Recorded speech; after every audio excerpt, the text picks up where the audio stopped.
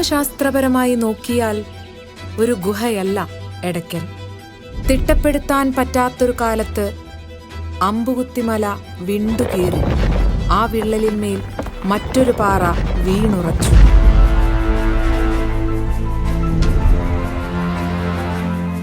ഇടയ്ക്ക് വീണുറച്ച കല്ല് എന്നർത്ഥത്തിൽ പണ്ടെപ്പോഴോ ആ പേരും വീണു, എടയ്ക്കൽ.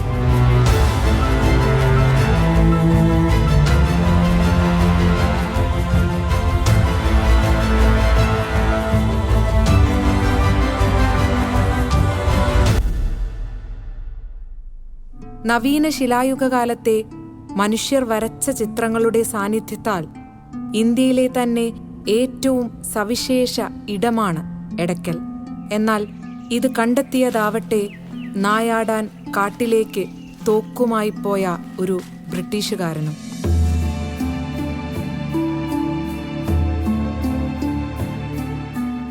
ആധുനിക ഗതാഗത സംവിധാനങ്ങളോ വിജ്ഞാന വിപ്ലവമോ ഇത്രത്തോളം പടരാതിരുന്ന കാനനകാലം അന്നത്തെ മലബാർ പോലീസ് സൂപ്രണ്ടായിരുന്ന ഫ്രെഡറിക് ഫോസറ്റിനുള്ളിൽ നായാട്ടുകമ്പം മൂത്തു.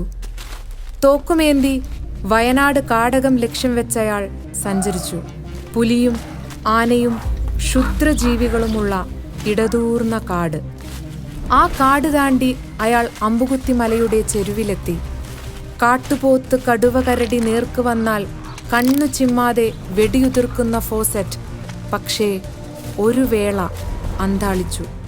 നിഗൂഢമായൊരു ഗുഹയത കാട് മറ നീക്കി പുറത്തു വന്നിരിക്കുന്നു. ഉള്ളിൻ്റെയുള്ളിൽ ദൃഢമായി കിടന്ന ആ നായാട്ടുകമ്പം മറന്നയാൾ ഒരു കുഞ്ഞിനെപ്പോലെ ഗുഹയുടെ കൗതുകത്തിലേക്ക് ഊളിയിട്ടു. ചളിയും മണ്ണും നിറഞ്ഞ ആ ഗുഹാ അകത്തളം ഫോസറ്റിനായി തുറന്നിട്ടത് നവീന ശിലായുഗത്തിലേക്കുള്ള കവാടമായിരുന്നു. അങ്ങനെ ഫോസറ്റ് എന്ന ആ ബ്രിട്ടീഷുകാരനിലൂടെയും അദ്ദേഹം ഗുഹയ്ക്കുള്ളിൽ കണ്ടെത്തിയ കൽവരകളിലൂടെയും നമ്മുടെ ഭൂതകാലത്തിൻ്റെ ആ അത്യുജ്വല ഏട് അനാവരണം ചെയ്യപ്പെടുകയായിരുന്നു.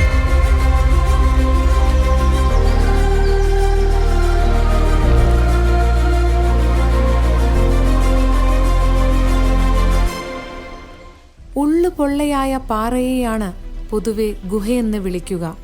എന്നാൽ വിള്ളൽ വീണ് വികസിച്ച പാറവിടവിനു മുകളിൽ മറ്റൊരു പാറക്കഷ്ണം മേൽക്കൂരയെന്ന പോൽ വീണ് രൂപപ്പെട്ടതാണ് എടയ്ക്കൽ ഗുഹ. വിടവിനു മുകൾ ഭാഗം പൂർണ്ണമായും പാറ വീണ് മൂടാത്തതിനാൽ ഗുഹയിൽ എപ്പോഴും വെളിച്ചമുണ്ട്. സമുദ്രനിരപ്പിൽ നിന്ന് 4000-ലധികം അടി ഉയരമുള്ള അമ്പുകുത്തിമലയുടെ പടിഞ്ഞാറേ ചെരുവിലാണ് എടയ്ക്കൽ സ്ഥിതി ചെയ്യുന്നത്. ഗുഹയായി രൂപപ്പെട്ട വിടവിന് 96 അടി നീളവും 22 അടി വീതിയുമാണുള്ളത്. തോക്കും നായാട്ടും മറന്ന ഫോസറ്റ് പലവട്ടം ഗുഹ തേടിപ്പോയി. ഗുഹയ്ക്കുള്ളിൽ കയറി ആ അവശേഷിച്ച കൽവരകളിലേക്ക് ഇടയ്ക്കിടെ ഊളിയിട്ടു. ഗുഹയിലെ തറനിരപ്പിൽ വലിയൊരളവോളം മണ്ണും ചെളിയും മൂടിക്കിടന്നത് പല ലിഖിതങ്ങളെയും മറച്ചെങ്കിലും ആദിവാസികളെ ഉപയോഗിച്ച് അവയൊക്കെ നീക്കം ചെയ്താണ് വരകളും ലിഖിതങ്ങളുമെല്ലാം ഫോസറ്റ് കണ്ടെത്തുന്നത്. മണ്ണ് നീക്കം ചെയ്യാനായി തൊഴിലാളികളെ അന്വേഷിച്ചെങ്കിലും പരിസരത്തെ കുറുമ്പ വിഭാഗം ആദിവാസികൾ മല കയറാനോ ഗുഹയ്ക്ക് പരിസരം വരാനോ തയ്യാറായില്ല. എന്തോ ഒരു തരം ഭയമോ ഭീതിയോ ഗുഹയുമായി ചുറ്റിപ്പറ്റി അവർക്കുണ്ടായിരുന്നു. കുറുമ്പ വിഭാഗം മടിച്ചു നിന്നിടത്തേക്ക് പണിയ വിഭാഗം ആളുകൾ മണ്ണെടുക്കാൻ വന്നു. എന്നാൽ വെറും കൗതുകത്തിലൊതുങ്ങുമായിരുന്ന ആ ഗുഹാലിഖിതങ്ങൾ ഒരു വലിയ ചരിത്രരചനയിലേക്കാണ് ഫോസറ്റിനെ കൊണ്ടെത്തിച്ചത്.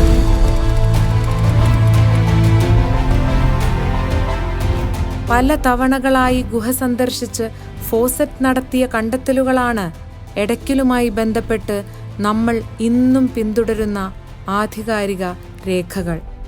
അങ്ങനെ നമ്മൾ ആരായിരുന്നു, നമ്മുടെ പൂർവികരാരായിരുന്നു എന്നതിലേക്ക് വെളിച്ചം വീശുന്ന അപൂർവ ഇടമായി എടയ്ക്കൽ മാറുകയായിരുന്നു.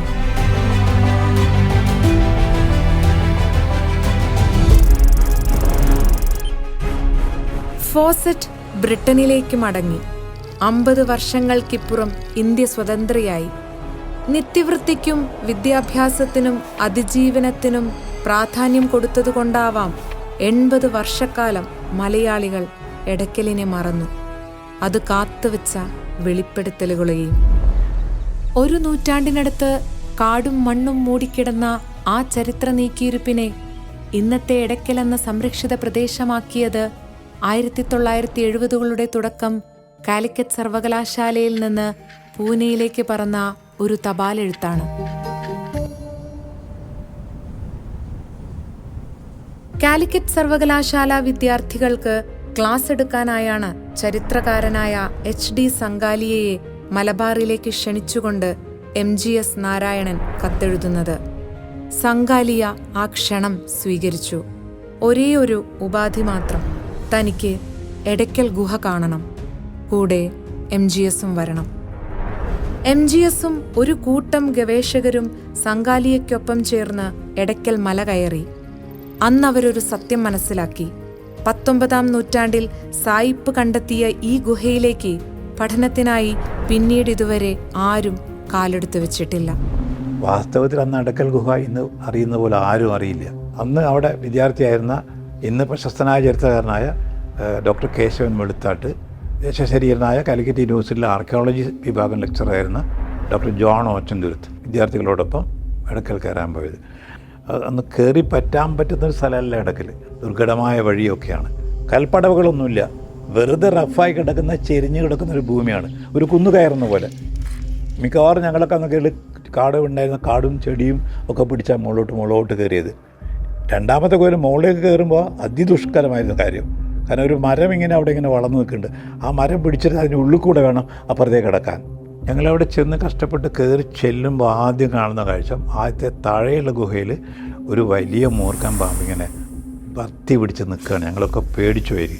അവിടുത്തെ ഒരു ആദിവാസി മൂപ്പൻ ഞങ്ങൾ വിളിച്ചിട്ട് വന്നതാണ്. അദ്ദേഹം എന്തൊക്കെയോ അവരുടെ രീതിയിൽ മന്ത്രമൊക്കെ ചെയ്ത് എന്തൊക്കെ ചെയ്തു പാമ്പിനെ എന്തായാലും ഓടിച്ചതാണ്. ഞങ്ങളുടെ അടുത്ത കർമ്മം വല്ലാതെ കല്ലും മണലും ഒക്കെ പിടിച്ച് ഈ ചിലന്തി വലയൊക്കെ പിടിച്ച് നിൽക്കുന്ന ഗുഹയുടെ ചുമരുകളൊന്ന് വൃത്തിയാക്കുക എന്നതാണ്. വാസ്തവത്തിൽ ആദ്യത്തെ ശിലാലിഖിതങ്ങൾ ഞങ്ങൾ കാണുന്നത്, പ്രത്യേകിച്ച് ഞാൻ കാണുന്നത്, ഡോക്ടർ സംഗാലിയ ഉടൻ തന്നെ ആ നിലത്ത് വീണ് കിടക്കുന്ന മണ്ണ് നീക്കാൻ തുടങ്ങി. ആ മണ്ണ് നീക്കുമ്പോഴാണ് അദ്ദേഹത്തിന് എന്തോ കയ്യിൽ കിട്ടി. സാധാരണ നമുക്ക് ഇത്തരം സ്ഥലങ്ങളിൽ നമ്മുടെ വിശ്വാസം അവിടെയൊക്കെ നിധിയാണെന്നാണല്ലോ. പക്ഷേ ഏത് നിധിയേക്കാളും വല്ല നിധിയായി അദ്ദേഹം തുള്ളിച്ചാടുകയും എന്തൊക്കെയോ ഹിന്ദിയിലും ഇംഗ്ലീഷിലും ഒക്കെ വിളിച്ചു പറയാൻ തുടങ്ങി അദ്ദേഹം. അത് വാസ്തവത്തിൽ ഒരു സ്റ്റോൺ ആക്സ് ആയിരുന്നു.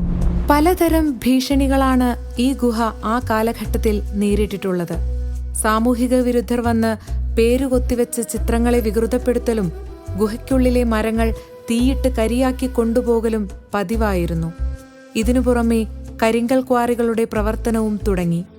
ഈ സന്ദർഭത്തിൽ എടക്കൽ ഗുഹയെ സർവനാശത്തിൽ നിന്ന് രക്ഷപ്പെടുത്താനാണ് എടക്കൽ സംരക്ഷണ സമിതി ഉണ്ടാക്കുന്നത്. പൂർവികർ നമുക്കായി കരുതിയ ആ സന്ദേശത്തെ സംരക്ഷിക്കണമെന്ന ഉറച്ച നിലപാടെടുത്ത് MGSഉം സംഘവും അന്നവിടെ നിന്ന് മടങ്ങി. സമീപത്തെ ക്വാറി ഈ ചരിത്രാതീത സമ്പത്തിനെ ഇല്ലാതാക്കുമെന്ന ഭയം സന്ദർശനാനന്തരം MGSനെയും സംഘത്തെയും അലട്ടി. എടക്കലിന്റെ പ്രാധാന്യം തിരിച്ചറിഞ്ഞ MGS ഉടൻ തന്നെ പ്രദേശത്തെ പരിസ്ഥിതി പ്രവർത്തകരുടെ സഹായം എടക്കലിനായി തേടി. വയനാട് പ്രകൃതി സംരക്ഷണ സമിതി വിളിച്ചുകൂട്ടിയ യോഗത്തിൽ വെച്ച് എടക്കൽ ഗുഹാ സംരക്ഷണ സമിതി രൂപീകരിക്കുകയുണ്ടായി. നാട്ടുകാരുടെ സഹകരണത്തോടെ എടക്കൽ ഗുഹയ്ക്ക് ഒരു ഗേറ്റ് സ്ഥാപിക്കുകയും അത് ബന്ദോബസ്താക്കുകയും അതിന് സംരക്ഷണം ഏർപ്പെടുത്തുകയും ചെയ്യുകയാണ് ആദ്യം എടക്കൽ ഗുഹാ സംരക്ഷണ സമിതി ചെയ്തത്.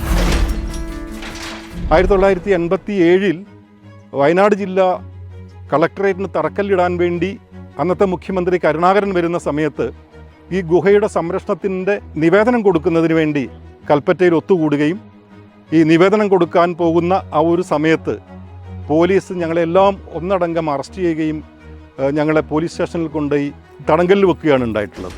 കേരളത്തിലെയും ഇന്ത്യയിലെയും അറിയപ്പെടുന്ന ചരിത്രകാരന്മാരുടെ സഹായത്തോടു കൂടി 4-5 വർഷം നീണ്ടു നിൽക്കുന്ന വലിയൊരു സമരത്തിൻ്റെ ഭാഗമായാണ് ഇന്ന് ഈ എടക്കൽ ഗുഹ സംരക്ഷിക്കാൻ പറ്റിയിട്ടുള്ളത്.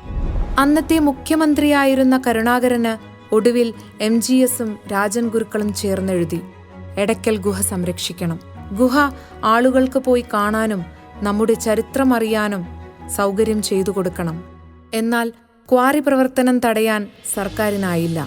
അവിടെ വെച്ചാണ് ഞങ്ങൾ തീരുമാനിക്കുന്നത് ഇത് ഉടനെ ആ സമയത്തെ പ്രധാനമന്ത്രി ആയിട്ടുണ്ടായിരുന്ന രാജീവ് ഗാന്ധിയെ അറിയിക്കാം എന്നുള്ളത്. അതനുസരിച്ച് ഉടനെ ഒരു ടെലഗ്രാം കൊടുക്കാനാണ് തീരുമാനിക്കുന്നത്. അങ്ങനെ ഒരു ടെലഗ്രാം അടിക്കുക എന്ന് പറയുന്ന ഒരു സംഗതി ഞാനാണ് ചെയ്തിട്ടുണ്ടായിരുന്നത്. അപ്പോൾ ആ ടെലഗ്രാം വളരെ ഫലം ചെയ്തു. ഉടനെ തന്നെ പ്രധാനമന്ത്രിയുടെ ഓഫീസിൽ നിന്ന് കേരളത്തിലെ ചീഫ് സെക്രട്ടറിയെ വിളിച്ച് പറഞ്ഞു. അത് പിന്നെ പുരാവസ്തു വകുപ്പിനെ അറിയിച്ചു. തുടർന്ന് അവിടുത്തെ ക്വാറി നിർത്തലാക്കി. ഇപ്പോൾ ഫോസറ്റ് എടക്കൽ ഗുഹയെക്കുറിച്ച് ആദ്യമായിട്ട് ഇന്ത്യൻ ആൻറ്റിക്വറിയിൽ എഴുതി ഏതാണ്ട് ഒരു നൂറ്റാണ്ട് കഴിയുമ്പോൾ തന്നെ ഒരു വലിയ മലയാളി എടക്കൽ ഗുഹയുടെ പ്രാധാന്യത്തെക്കുറിച്ച് എഴുതുകയുണ്ടായി. കേസരി ബാലകൃഷ്ണപിള്ള മാതൃഭൂമി പത്രത്തിലാണ് അദ്ദേഹം എഴുതിയത്. അത് കഴിഞ്ഞ് ദീർഘവർഷങ്ങളിലായി നമ്മുടെ ഭരണകൂടങ്ങളോ ആർക്കിയോളജിക്കൽ ഡിപ്പാർട്ട്മെൻറ്റോ ഒന്നും എടക്കൽ ഗുഹയെ ശ്രദ്ധിച്ചിരുന്നില്ല. ചരിത്രകാരന്മാരുടെയും പരിസ്ഥിതി പ്രവർത്തകരുടെയും സമരങ്ങളുടെയും പ്രതിഷേധങ്ങളുടെയും നിരന്തര പരിശ്രമത്തിൻ്റെയും ഫലമായി ഒടുവിൽ പ്രധാനമന്ത്രിയുടെ ഓഫീസ് ഇടപെട്ടു. 1984 പുരാവസ്തു വകുപ്പ് എടക്കലിനെ ഏറ്റെടുത്ത് 85ഓടെ സംരക്ഷിത കേന്ദ്രമായി പ്രഖ്യാപിച്ചു. അപ്പോഴേക്കും ഫോസറ്റ് ഗുഹയുടെ പ്രാധാന്യം കണ്ടെത്തി 9 പതിറ്റാണ്ട് പിന്നിട്ടിരുന്നു.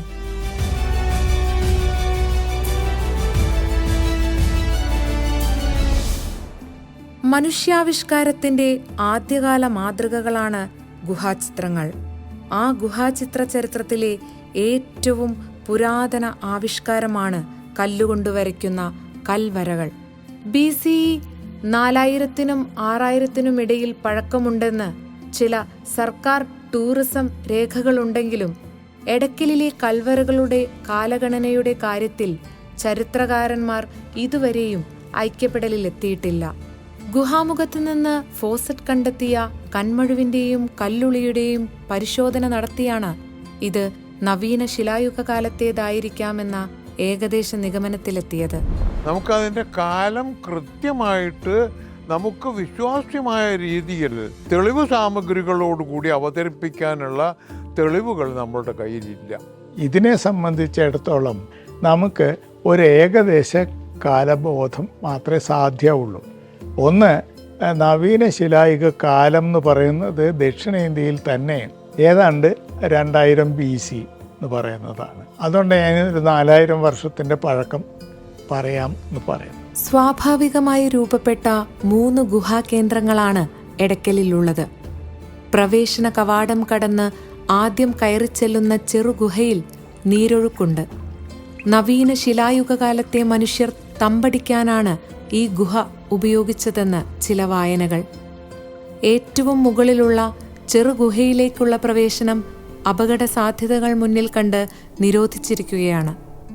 ആദ്യ ഗുഹ കഴിഞ്ഞുള്ള വലിയൊരു കയറ്റത്തിനു മുകളിലാണ് കൽവരകളും ലിഖിതങ്ങളുമുള്ള പ്രധാന ഗുഹ സ്ഥിതി ചെയ്യുന്നത്. ചിത്രങ്ങൾ കാണുന്ന ആ ഒരു സ്ഥലത്തുനിന്ന് തൊട്ട് താഴെ വലിയ ഒരു തളം തന്നെ ഉണ്ട്. അവിടെ ഈ നവീന ശിലായുഗത്തിലെ ആളുകൾ താമസിച്ചിട്ടുണ്ടാവണം എന്നാണ് കരുതുന്നത്. കാരണം ഫോസറ്റ് അവിടെ നിന്നൊക്കെ തന്നെ ഈ കന്മഴു കണ്ടെടുത്തിട്ടുണ്ടായിരുന്നു. താവളമായിട്ടത് പ്രവർത്തിക്കാനുള്ള നല്ല സാധ്യത ഉള്ളത് അതിലേക്ക് കടന്നു വരുന്ന ഒരു നീരുറവ ആണ്. ആ നീരുറവ അവർ ശേഖരിച്ചിട്ടുണ്ടാവാൻ സാധ്യതയുള്ള തരത്തിൽ ഒരു കല്ലിൻ്റെ കുഴിയും ഉണ്ട്. അപ്പോൾ അവിടേക്ക് ഒഴുകി വന്നിട്ട് വെള്ളം അവിടെ സ്വാഭാവികമായ രീതിയിൽ തന്നെ സംഭരിക്കപ്പെടും. പിന്നീട് അത് ഒഴുകി താഴേക്ക് പോകും. അപ്പം നവീന ശിലായുഗത്തിലെ ഒരു താവളം എന്ന രീതിയിൽ ആണ് ഇപ്പോൾ പുരാവസ്തു വിദഗ്ധർ അതിനെ കാണുന്നത്. പ്രധാന ഗുഹയുടെ ഭിത്തികളിൽ ഒരറ്റം മുതൽ മറ്റേ അറ്റം വരെ ചിത്രങ്ങളാണ്. വിചിത്രമായ ശിരോ അലങ്കാരങ്ങളുമായി കൈകൾ ഉയർത്തി നിൽക്കുന്ന മനുഷ്യരൂപങ്ങൾ കാണാം. അവരെ സംബന്ധിച്ചിടത്തോളം ഒരു ത്രികോണം എന്നുള്ള ഒരു സങ്കല്പം ആണെങ്കിൽ പോലും ഒരു മനുഷ്യൻ്റെ ചിത്രത്തിലേക്ക് അവർ കടക്കുന്നത് ഇങ്ങനെ വീണ്ടും ഒരു ത്രികോണം വരച്ച് അതിൽ ഒരു തല ഇങ്ങനെ വയ്ക്കുകയും പിന്നെ ഒരു 2 കൈയും പിന്നെ ഇവിടെ 2 കാലും. കുരുത്തോല കൊണ്ട് ഉണ്ടാക്കിയ ചമയങ്ങളാണ് എന്ന് നമുക്ക് തോന്നും. പക്ഷേ അത് തെങ്ങിൻ്റെ കുരുത്തോലയാണ് എന്ന് പറയാൻ യാതൊരു നിർവാഹവുമില്ല.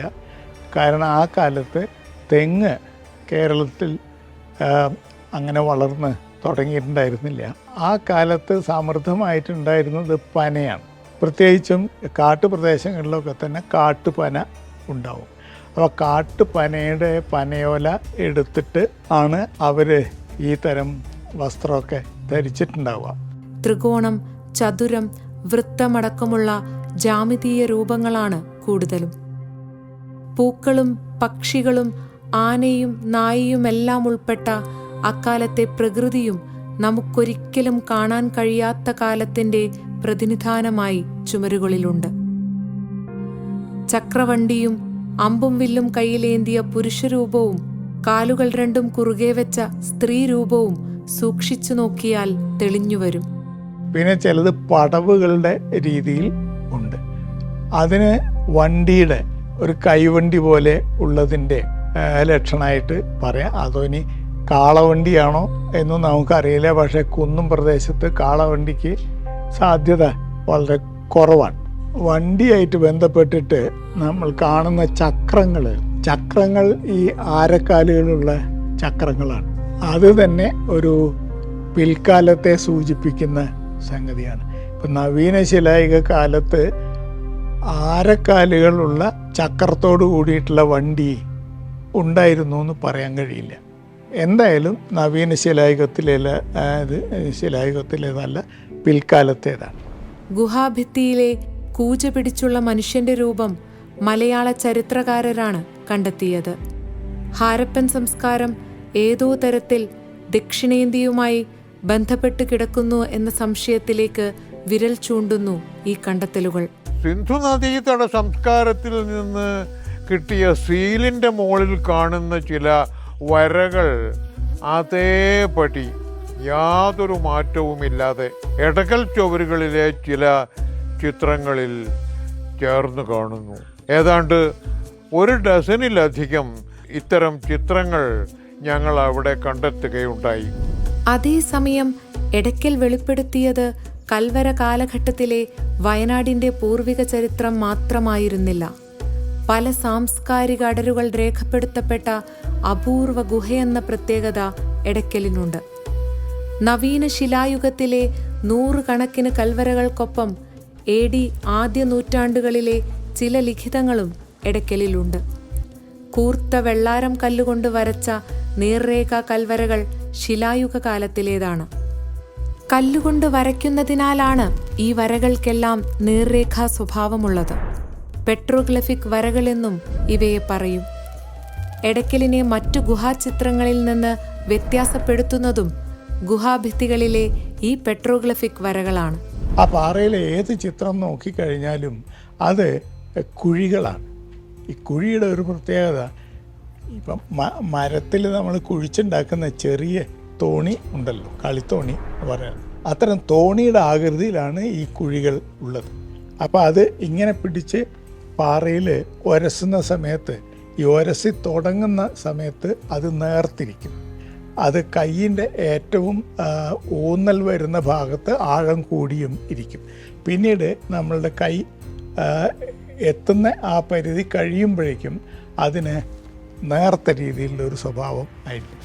അങ്ങനെ ആണ് ഈ ചിത്രങ്ങൾ രൂപപ്പെടുത്തിയിരിക്കുന്നത്. അപ്പോൾ ഏത് ചിത്രം നോക്കിക്കഴിഞ്ഞാലും നമുക്ക് കുഴിവെള്ളത്തിൻ്റെ ആകൃതിയിലുള്ള വരകളാണ് നമ്മൾ കാണുക. ഈ വരകൾ ചേർത്ത് വെച്ചാണ് അവർ ചിത്രം ഉണ്ടാക്കിയിരുന്നത്. നവീന ശിലായുഗത്തിലെ കൽവരകളും ബ്രാഹ്മി ലിപിയിലെ ലിഖിതങ്ങളും സമ്മേളിച്ച ഇന്ത്യയിലെ തന്നെ ഏറ്റവും അപൂർവ ഇടം എന്ന പ്രത്യേകതയും എടയ്ക്കലിനുണ്ട്. പല കാലങ്ങളിലുള്ള ചരിത്ര ലക്ഷ്യങ്ങൾ ഈ കരിങ്കൽ ചുവരുകളിൽ നമുക്ക് കാണാം.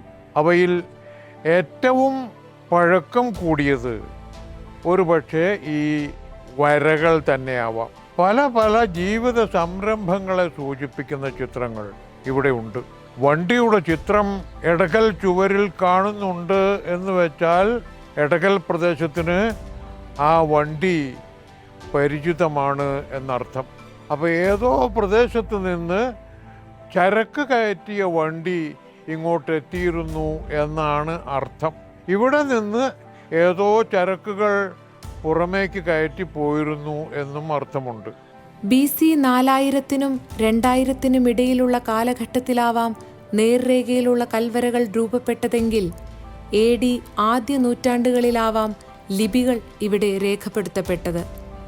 ബ്രാഹ്മി ലിപിയുടെ പല പരിണാമദശകൾ കാണുന്ന ദക്ഷിണേന്ത്യയിലെ തന്നെ അതിദുർലഭ സ്ഥാനം കൂടിയാവുന്നു എടക്കൽ. ഗുഹാഭിത്തികളിലൊന്നിൽ പ്രാചീന സംസ്കൃതത്തിൽ ശ്രീ വിഷ്ണുവർമ്മ കുടുംബിയ കുലവർദ്ധനസ്യ എന്ന് കോറി എഴുതിയിട്ടുണ്ട്. വിഷ്ണുവർമ്മന്റെ കുടുംബത്തിൻ്റെയും കുലത്തിൻ്റെയും ശ്രേയസ്സിനു വേണ്ടി എഴുതപ്പെട്ടത് എന്നർത്ഥം. വാസ്തവത്തിൽ ഈ കുടുംബിയ എന്നുള്ളത് കദംബ രാജാവിനെയാണ് സൂചിപ്പിക്കുന്നത്. കാരണം വയനാട് കദംബ രാജാക്കന്മാരുടെ ഒരു ടെറിട്ടറി ആയിരുന്നു. കദംബ ബയൽനാട് എന്നാണ് അതിൻ്റെ പേര്. ബെഞ്ചമിൻ ലെവിസ് റൈസിനെ പോലുള്ള ദക്ഷിണേന്ത്യയിലെ ആദ്യകാല ചരിത്ര പഠിതാക്കളെല്ലാം ഗവേഷകരെല്ലാം കദംബ ബയൽനാടിനെ കുറിച്ച് പറയുന്നുണ്ട്. ബ്രാഹ്മിയിൽ നിന്ന് കർണാടകത്തിലേക്ക് ലിപി പരിണാമം സംഭവിക്കുന്നതിൻ്റെ മധ്യേ ഉള്ള ഒരു ദശയെ സൂചിപ്പിക്കുന്ന തരത്തിൽ ഉള്ള ഒരു കർണാടക ലിഖിതം ഇവിടെയുണ്ട്.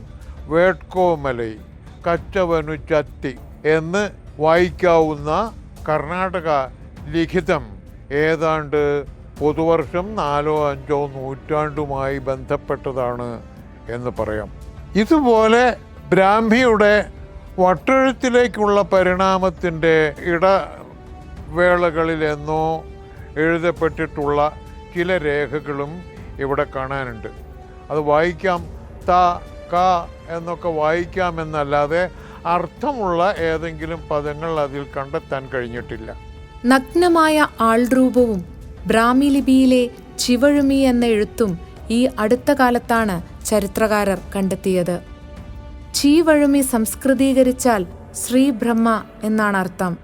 സംസ്കൃതത്തിൻ്റെ പ്രാകൃത രൂപാക്ഷരങ്ങളും കന്നഡയിലുള്ള ഒരക്ഷരവും കാണാം. പഴഞ്ചൻ കന്നഡയും പ്രാകൃത സംസ്കൃതവും ബ്രാഹ്മിയുടെ പരിണാമദശകളും നവീന ശിലായുഗ കാലത്തെ പ്രാകൃത കൽവരകളുമെല്ലാം ഒരിടത്ത് സമന്വയിച്ച മറ്റേതിടമുണ്ട് നമ്മുടെ പുരാവസ്തുരേഖകളിൽ.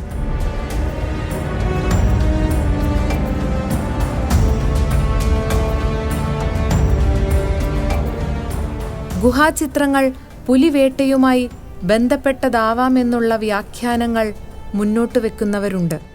പുലികളെ മുടിക്കുന്ന രക്ഷാദേവതയെ എടക്കൽ പരിസരവാസികൾ ഇപ്പോഴും ആരാധിക്കുന്നുവെന്നത് ഇതോട് ചേർത്ത് വായിക്കുന്നു ചിലർ. പല പുലിതാനന്ദകരി എന്നുള്ള ലിഖിതം പല പുലികളെ കൊന്ന ഒരു വീരനെ കുറിച്ചാണെന്നാണ് നമ്മുടെ എപ്പിഗ്രാഫിസ്റ്റുകൾ ചരിത്രകാരന്മാർ വായിച്ച് പറയുന്നത്. പുലിയെയും കടുവയെയും നരിയെയും ഒക്കെ ഒന്നായിട്ട് കാണുന്ന ഒറ്റ ജനുസിൽപ്പെടുത്തി കാണുന്ന ഒരു സമ്പ്രദായം ഇപ്പോഴും വയനാട്ടിലുണ്ട്. വയനാട്ടിലെ ആദിവാസികൾക്ക് കടുവയും പുലിയും നരിയും എല്ലാം ഒറ്റ വർഗത്തിൽപ്പെട്ട ഇതാണ്. പുലികളെ മുടിക്കുന്ന, അതായത് മുടിയാമ്പുലി ക്ഷേത്രം എന്ന് പറയുന്ന ഒരു ക്ഷേത്രം എടക്കൽ മലയുടെ താഴ്വരയിൽ ഇപ്പോഴും ഉണ്ട്. തെക്കേ ഭിത്തിയെയും വടക്കേ ഭിത്തിയെയും വേർതിരിക്കുന്ന വിള്ളലിലൂടെ നോക്കുമ്പോൾ 1500 അടി താഴ്ചയിലുള്ള കുപ്പക്കൊല്ലി 1000 കൊല്ലി ഗ്രാമദൃശ്യം പൊട്ടും പൊടിയുമായി കാണാം. അവിടെ നിന്നിറങ്ങി 5 കിലോമീറ്റർ ദൂരം സഞ്ചരിച്ചാൽ തൊവരിമലയിലെത്താം. അവിടെയും കാലം നമുക്ക് നമ്മുടെ ചരിത്രം വായിച്ചെടുക്കാനായി അവശേഷിപ്പിച്ചിട്ടുണ്ട് ചില വരകളും കുറികളും.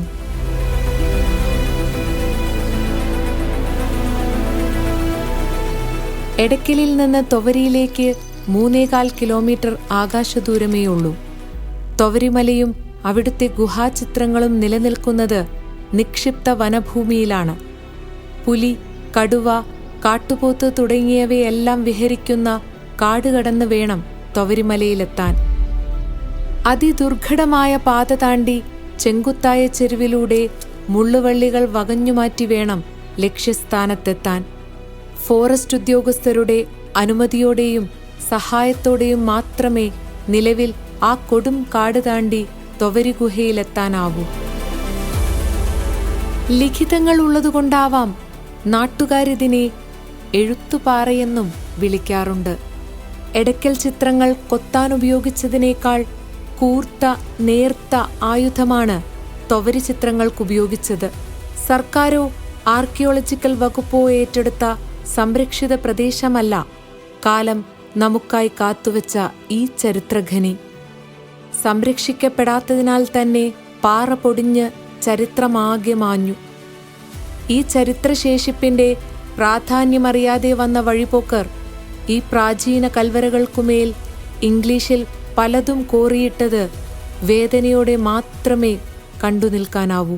നിലവിൽ ഇപ്പോൾ നമുക്ക് അവിടെ തന്നെ ഈ എഴുത്തുപാറയോട് അനുബന്ധമായിട്ട് തന്നെ തൊവരിമലയിൽ തന്നെ നമുക്കൊരു OP ഉണ്ട്, ഫോറസ്റ്റിൻ്റെ OP ഉണ്ട്. 3-4 സ്റ്റാഫുകൾ അവിടെ നിലവിൽ താമസിച്ച് വരുന്നുണ്ട്. 24 മണിക്കൂറും പ്രൊട്ടക്ഷൻ നൽകാവുന്ന സ്ഥിതിയുണ്ട്. അതുകൊണ്ട് ഇപ്പോൾ നിലവിൽ എഴുത്തുപാറയുടെ ഭാഗങ്ങളിലൊക്കെ അനധികൃതമായിട്ട് മുൻകാലത്തൊക്കെ ഒരുപാട് ആളുകൾ വന്നു പോയിട്ടുണ്ട്. അത് നമുക്ക് ആ എഴുത്തുപാറ പോയി നോക്കിയാൽ തന്നെ കാണാൻ പറ്റും. അവിടുത്തെ ശിലാലിഖിതങ്ങൾ പലതുമൊക്കെ വികൃതമാക്കപ്പെട്ടിട്ടുണ്ട്. അപ്പോൾ അത് ഇപ്പം നമ്മൾ ശ്രദ്ധിക്കുന്നുണ്ട്. ഇല്ലീഗലായിട്ട് കുറേ ആളുകൾ വന്നു പോകുന്നുണ്ട്. അതൊക്കെ കുറേ തടയാൻ പറ്റുന്നുണ്ട്. ഗൂഗിൾ വഴി നമ്മൾ നോക്കുവാണെങ്കിൽ ഈ എഴുത്തുപാറ എന്നുള്ള ലൊക്കേഷൻ അവിടെ ഗൂഗിളിൽ മാർക്ക് ചെയ്തിട്ട് കാണുന്നുണ്ട്. അത് മുൻകാലങ്ങളിൽ വന്നുപോയ ആരോ ചെയ്തിട്ടുള്ളതാണ്. ഈ ഒരു കാരണം കൊണ്ട് തന്നെ അനധികൃതമായിട്ട് വരുന്നവർക്ക് വളരെ എളുപ്പത്തിൽ അവിടെ സ്പോട്ടിലേക്ക് എത്തിപ്പെടാൻ പറ്റുന്നുണ്ട്. അപ്പോൾ അതൊരു നമ്മുടെ മുമ്പിലുള്ളൊരു പ്രധാന പ്രശ്നം തന്നെയാണ്. ദക്ഷിണേന്ത്യയുടെ പൂർവിക ചരിത്രത്തിലേക്കുള്ള താക്കോലുകളാണ് എടക്കലും തൊവരിയും. പാപം ചെയ്തവർ ഗുഹയ്ക്കുള്ളിലൂടെ പോയാൽ തലയിൽ പാറ വന്നു വീഴുമെന്ന ചില ഭീതി കൂടിയാണ് വരും തലമുറയ്ക്കായി ഈ ഗുഹാചിത്രങ്ങൾ സൂക്ഷിക്കപ്പെടാനുള്ള കാരണം. അന്ധവിശ്വാസങ്ങളോട് ചരിത്രം നന്ദി ചൊല്ലുന്ന ചില അപൂർവ നിമിഷം കൂടിയാണത്. പക്ഷേ ഫോസറ്റിനപ്പുറത്തേക്ക് നമ്മൾ എത്രത്തോളം നമ്മുടെ ചരിത്രം ചികഞ്ഞുപോയി. ചരിത്രത്തോടുള്ള നമ്മുടെ കടപ്പാടിൻ്റെയും താൽപ്പര്യത്തിൻ്റെയും തോതറിയണമെങ്കിൽ എടക്കലിനെ നമുക്കെത്രയറിയാം എന്ന് ചിന്തിച്ചാൽ മതി. തൊവരിയുടെ ഇന്നത്തെ അവസ്ഥ അതിനുള്ള സാക്ഷ്യവും.